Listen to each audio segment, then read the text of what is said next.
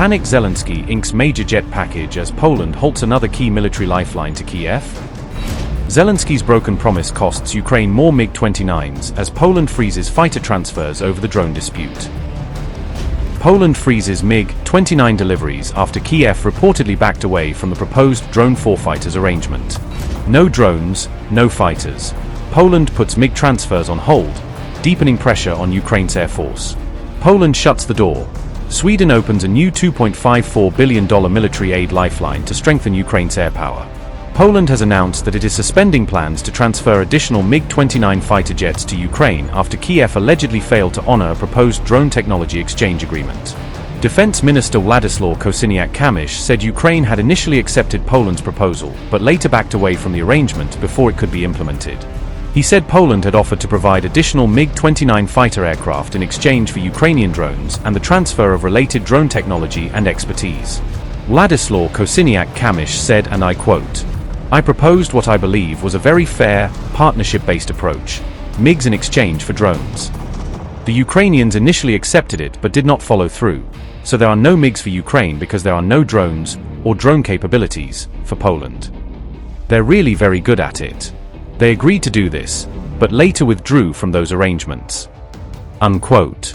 Earlier this year, Warsaw had approved the transfer of up to 9 additional MiG-29 fighter aircraft as part of continued military assistance for Ukraine. However, Polish officials had already indicated that the planned transfer was being held up because negotiations over military technology cooperation had not yet been fully resolved.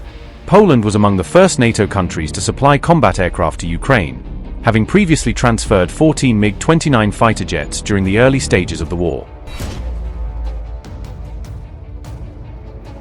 Amid the growing disagreement with Poland, Sweden has confirmed a major fighter aircraft package that will significantly expand Ukraine's future air combat capabilities. Saab announced that the agreement covers not only 16 new Gripen E fighter jets but also spare parts, ground support equipment and long-term logistics assistance. The company said deliveries of the new generation Gripen E fighters are expected to begin in 2029 under the agreed production schedule. Sweden also confirmed plans to transfer up to 16 older Gripen C/D fighter aircraft to Ukraine beginning in early 2027. Saab said the combined package would provide a significant boost to Ukraine's air defense and tactical aviation capabilities over the coming years. Volodymyr Zelensky said, and I quote, "Together with Sweden, we continue strengthening Ukraine's combat aviation. Today, our countries signed an agreement for the procurement of 16 Gripen E fighter jets. Importantly, the aircraft will come with a package of related equipment, technical assistance, and support. In addition, under our previous agreements with Prime Minister Ulf Kristersson, the first 16 Gripen C/D aircraft will be transferred to our Air Force at the beginning of 2027. I thanked Sweden's Minister for Defense, Pål Jonson, for this support and for the cooperation during our meeting. We discussed in detail the implementation of these steps, as well as broader bilateral cooperation, including preparations for the drone deal and our work on anti-ballistic defense. I thank Sweden, all the people and the government, for the meaningful partnership and for the consistent support since the start of Russia's invasion. Together, we are working for the security of Ukraine and of all Europe." Unquote. The latest disagreement comes as political relations between Kyiv and Warsaw continue to face increasing strain beyond military cooperation. The dispute has also been fueled by controversy surrounding Ukraine's decision to honor a military unit linked to the Second World War-era Ukrainian Insurgent Army, or UPA. While Poland remembers the UPA for the Volhynia massacres, Ukraine continues to commemorate the movement for its role in resisting Soviet rule. Kosiniak-Kamysz has argued that Ukraine cannot move forward with European Union membership while continuing to glorify figures associated with the OUN and UPA. The Polish defense minister went further, declaring that with Bandera, Ukraine will not join the European Union, underscoring the growing historical and political divide between the two neighbors. Moscow claims Ukrainian attacks killed 42 civilians, including 2 children, over the past week, a figure Russian officials say underscores the conflict's human cost. Those casualty claims were voiced by Russian diplomat Rodion Miroshnik and have not been independently verified by third-party monitors. Russia also says 327 civilians were killed or wounded by Ukrainian shelling in the last week, a tally Moscow uses to justify stepped-up responses. Miroshnik asserted that 72% of civilian casualties were caused by Ukrainian drone attacks, highlighting the growing role of unmanned systems in the fighting.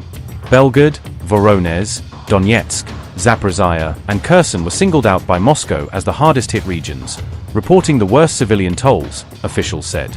Amid these claims, Russia announced the capture of Malinovka in Donetsk and Lesnoy and Rovnoy in Zaporizhzhia, portraying territorial gains amid the violence. Moscow further claimed its air defenses shot down 806 Ukrainian fixed-wing drones in the last 24 hours, a dramatic figure intended to signal defensive intensity.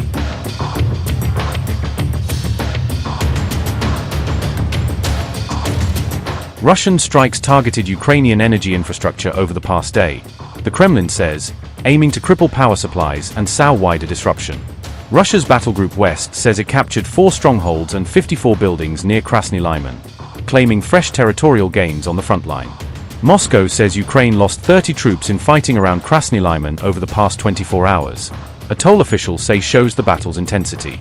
Battlegroup South claimed capture of 30 buildings in Kostiantynivka, Donetsk, as Russian forces pushed deeper into contested neighborhoods.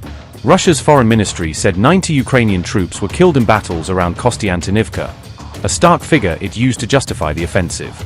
Moscow added that its Black Sea fleet destroyed 7 Ukrainian unmanned surface boats, highlighting naval clashes alongside ground fighting. According to Russian officials, Ukraine lost about 1,395 servicemen across the front line in 24 hours, a figure that, if accurate, marks a grim spike in casualties. Amid these claims, Putin revealed shocking plans during a June 28 interview with journalist Pavel Zarubin, signaling potential escalations ahead.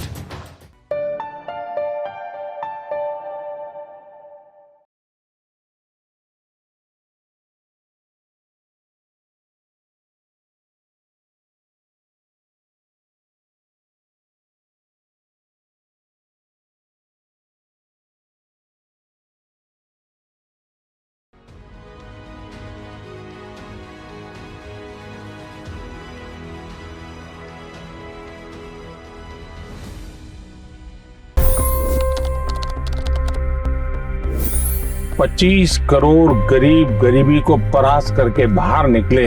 For the good of our nation, let's work together and let's truly make America great again. The fastest news breaks. Requested PM saying that look, you will have to speak to Putin and to Zelensky.